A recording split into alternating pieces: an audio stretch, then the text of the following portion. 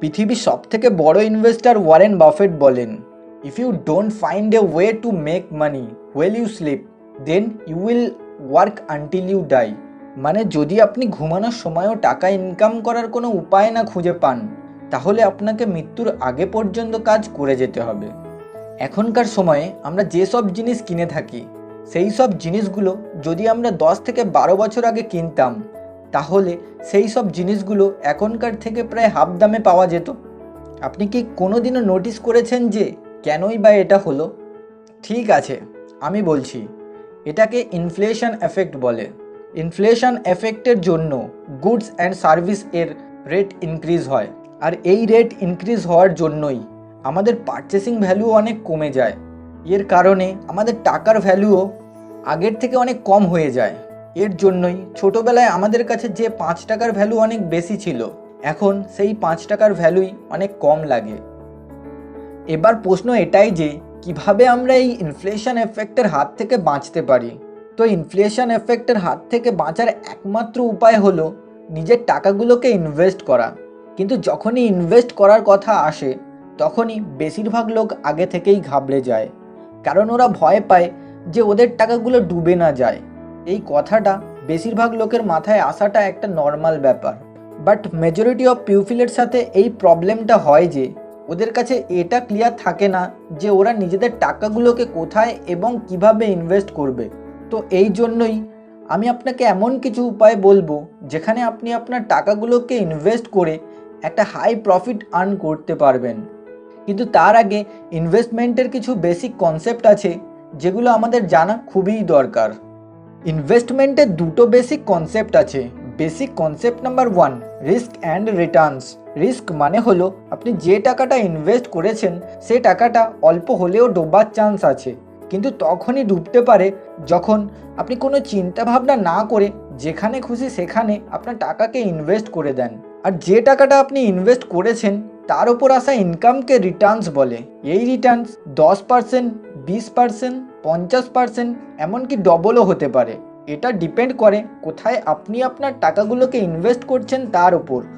Basic concept number 2, investment সাধারণত 3 প্রকারের হয়। First, high risk and high রিটার্নসের investment. Second, low risk and low রিটার্নসের investment. Third, medium risk and medium রিটার্নসের investment. যদি আপনি হাই রিস্ক নেন তাহলে আপনি 2 থেকে 4 গুণ রিটার্নসও পেতে পারেন। যদি আপনি লো রিস্ক নেন তাহলে আপনি রিটার্নসও অল্প পাবেন, কিন্তু রিটার্ন অবশ্যই পাবেন। যদি আপনি মিডিয়াম রিস্ক নেন তাহলে আপনি রিটার্নসও মিডিয়ামই পাবেন। এবারে দেখা যাক আমরা কোথায় কোথায় নিজেদের টাকাগুলোকে ইনভেস্ট করতে পারি। Number 1, fixed deposit. এটা ইনভেস্টমেন্টের একটা 100% সেফ উপায়, যেখানে আপনার টাকা লুজ করার চান্স অলমোস্ট 0% হয়। কিন্তু এটা একটা লো রিস্ক অ্যান্ড লো রিটার্নসের ইনভেস্টমেন্ট হওয়ায় এখান থেকে আপনি আপনার ইনভেস্টমেন্টের মাত্র 5 থেকে 6% রিটার্ন পান। Number 2, gold. গোল্ডের দাম দিনের পর দিন ইনক্রিজ ও ডিক্রিজ হতে থাকে। যদি আপনি আপনার টাকাগুলোকে গোল্ডে ইনভেস্ট করেন, তবে ভবিষ্যতে যখনই গোল্ডের দাম ইনক্রিজ হবে তখনই আপনি আপনার গোল্ডগুলোকে ভালো প্রফিট রেখে সেল করতে পারেন। আর এটা একটা মিডিয়াম রিস্ক অ্যান্ড মিডিয়াম রিটার্নসের ইনভেস্টমেন্ট। এখানে রিস্ক বেসিক্যালি 2 ধরনের হতে পারে। ফার্স্ট রিস্ক, যদি আপনি ভালোভাবে গোল্ড না চেনেন তাহলে যে কেউ আপনাকে আসলের জায়গায় নকল সোনা বিক্রি করে দিতে পারে।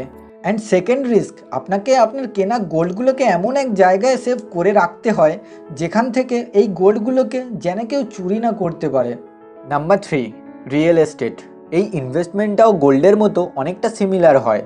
এখানে আপনাকে একটা প্রপার্টি কিনে রাখতে হয়, আর ভবিষ্যতে যখনই এই প্রপার্টি রেট ইনক্রিজ হবে তখনই আপনি একটা ভালো প্রফিট রেখে এই প্রপার্টিটাকে সেল করতে পারেন।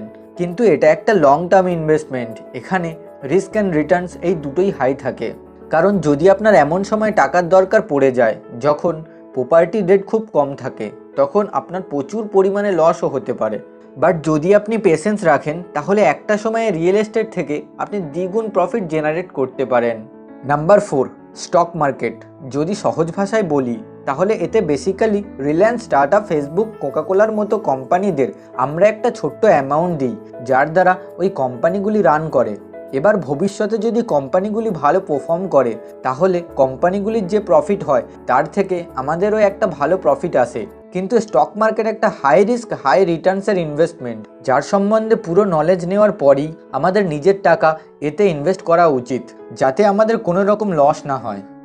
যদি এই ইনভেস্টমেন্টের উপায়গুলির ওপরে একটা ডেডিকেটেড ভিডিও চান, তাহলে ভিডিওটার নিচে ইনভেস্টমেন্টের নাম লিখে কমেন্ট করুন।